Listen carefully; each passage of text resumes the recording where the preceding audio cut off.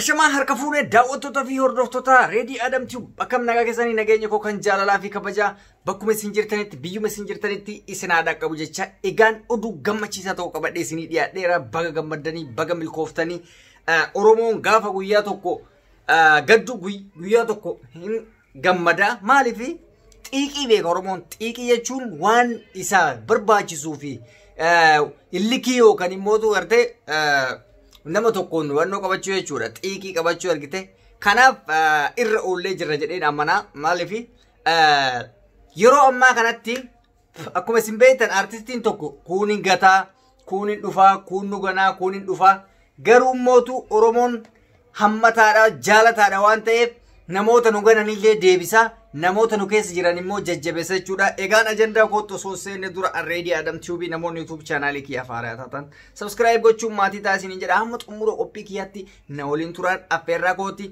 ajandaa ajaa'ibaatii fi riikardii ajaa'ibaa qabadhee isinii dhiyaadheera waan baay'ee nama gammachiisudha. Na hordofaa. Egaan akkuma beekamu amma dura sirboota Oromoo qabsoo Oromootiif bahu xiiqii keessa gallee illikii keessa gallee haala ajaa'ibsiisaa ta'een riikardii cabsiifne jennee chaalenjii baay'ee dalaynee turre chaalenjiiwwan dalaynee keessatti barraaq sirba jedhu irratti jechuudha sirba barraaqii fi sirba kaleessa ittiqaa tafarii fide jechuudha ittiqaa tafarii fide riikardii cabsanii jiran jechuudha isinii galee sirbi keekiyyaa badhaadhaa barraaq jedhu guyyaa dheengadda baafame yeroo sani chaalenjii cimaa irratti hojjennee diina keenya mataa cabsuudhaaf torbee takkeessatti yeroo jalqabaatiif view miiliyoona tokko galmeessitanii jirtanii congratulation baga gammaddan ijoolleen Oromoo hundi keessanuu torbee takkeessatti view miiliyoona tokko kan tokko irraan hir'anne miiliyoona tokko galmeessitan guyyaa kaleessatitti kana barbaada Oromoon laan jajjabina akka kana barbaada artistiin jajjabina akka kana barbaada aartiin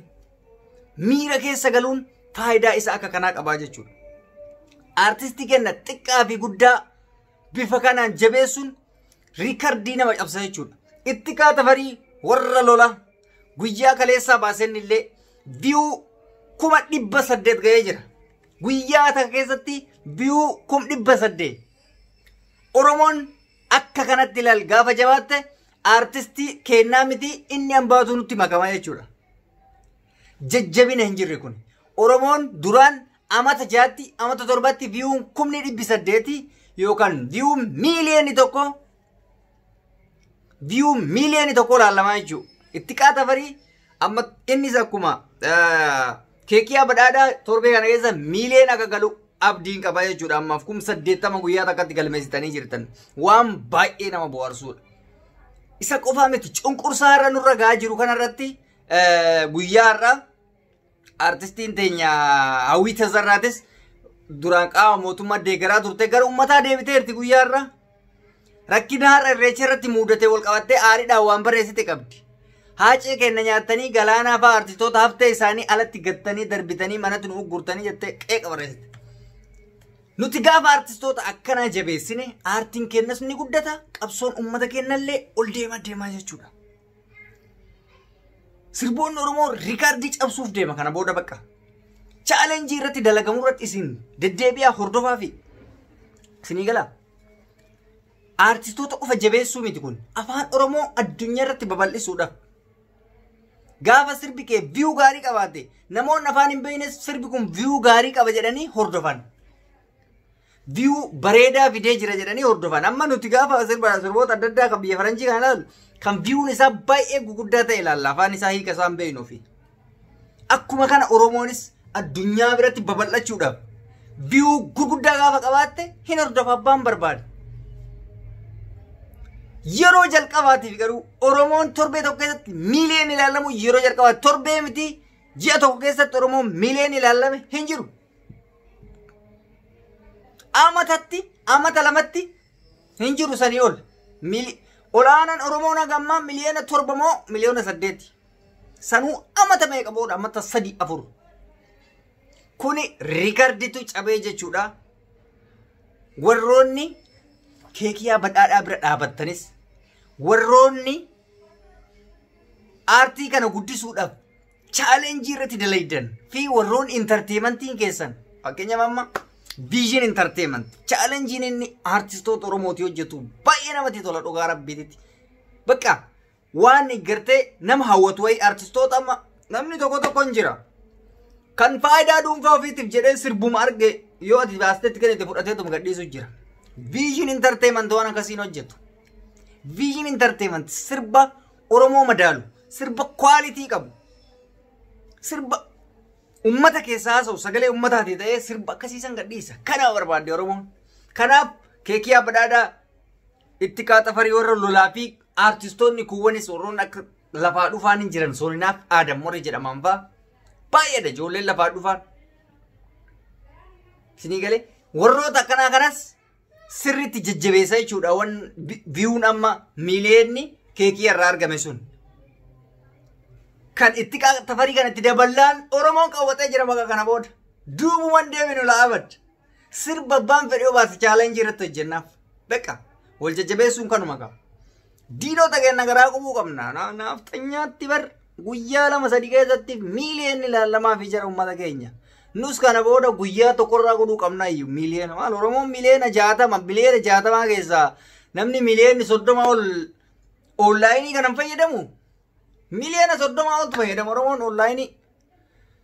Miliyoona 30 keessaa miliyoona takka qofa guyyaa takkatti maaliif dhabna?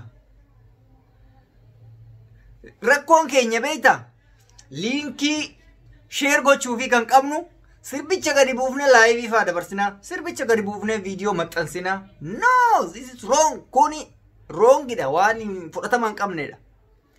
Kan nuti gochuu qabnu liinkii sheer gochuu, dhaggeeffachuu, hiriyoota keenyaaf qooduu kana nurraa eegamu. Maal gatii itti kafallu bar dantaan Frenchii yulaalaa oolami, Arabaa yulaalaa oolami. Kuni gatii numan kafalsiisu. Waanuma tokko waan addaa hin qabu. Bakka guddina Oromummaa keetii qofa sammuu kee keessatti yaadde sheer gochuufidha. Ba'aan qabu bar naafxanyaa laal. Gaafa takka tasaa lakkoofsisii yookaan inboksisii qabaatte sirba haaraan baanan intina koo muuziqaa utaal bannaa taa'e taalan deesiin jedhanii sitti ergan. Ataalaa yoom jettaan laaltaa viyuun dabalee fi jira jechuudha. Nutis aadaa akkasii haa barannu. Ebaluu dhukkoo sirba baase sirba isaa sana haalaallu waliin jennee walaa barsiifnu.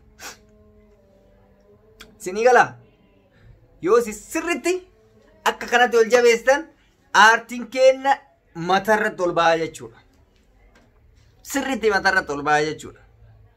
Jajjabinni amma haalli amma irra jirtan baay'ee gaariidha. Sinii galee namoota akka haacee oomishuudhaaf kan akka kanaa kana jabeessutu nurraa eegamaa jechuudha. Haacee oomishuun jajjabina aartistoota lafa jiranii yoo goonedha. Kanaaf rabbi nama akka haacee nuuf haa kennu jennee kadhannaa jechuudha. Akkasii ammallee irra deebi'atiniin Vision Entertainmentii irratti ilaalaa Ittiqaa Tafarii Official ka jedhullee Ittiqaa Tafarii warra lolaa YouTube isaa subscribe godhaa fi laalaa fi sirritti guddisaa Ittiqaanfaa nama qabsoo keessatti har'aa migaa fooyyaanee sanis biyya ofii keessa taa'ee falmataa turedha goota gaafa xiiqite boo. Falmattoota akka harkaa miilaa hinee maali dantaan addaatiin hawwitam naamni jedhee sirbaa ture argite. Waa'een kee nuun gallee dubbadhuu finfinnee dhiigni si lola'u irra saddan cinnee akkas jedhee sirbaa ture waa'ee finfinneetillee ta'e waa'ee Oromoof Oromiyaa jechuudha. Hundi kennayyuu kana beeyne artistoota kanniin jajjabeessuu qabnaa jechuudha. Namoonni birallee kabaasaa jiran hedduutu jira. Ijoollee baay'eetu jira. Falmataa kabbadaa kan jedhamtu jira. Lakkaa'eetuma fixuus hin jira bara artistoonni akka jiru. Artistoonni nu beeknu namni qaama mootummaan dabalame muraasa Caalaa Bultumeeti, Jaamboodha, jaarsa sana eenyu sun dhiisi sirbu baatus durumaa yooma faayidaan qabu jaarsichi. Namni ani biltiqinnaa ta'uu gaabbee yoo jiraate Caalaa Bultumee qofa kuuwwan sirbuu baate durumaa gatii hin qabu. Maaliif gaabbee Caalaa Bultumee beektanii? Nama sagalee isaa kiilooleeti bakka Haacaaluu wanan bu'a jedheen eegaa ture. Garuu akka nu yaadne fi akka ani barbaade waan hin ta'iniif qofa waa'ee Caalaa jedhe malee Caalaan silaa baay'ee gaarii ture. Qaama ummata waliin akka duraanii sana nu dalage baay'ee gaarii ture. Guyyaa tokko innis deebi'uun isaan oolu, hayni kun itti mul'atu isaan oolu, namoonni baay'een ammaa deebi'aa jiranii rabbi itti mul'isu jenna. Egaan hamma xumuraatti warri na hordoftan galatoomaa isiniin jedha. Namoonni YouTube channel kiyya Faaraa taatan subscribe gochuun maatii koo ta'a. Ayyaana ta'a isin jaalladha isin kabaja ilmaan Oromoo. Guyyaa gaarii halkan gaarii.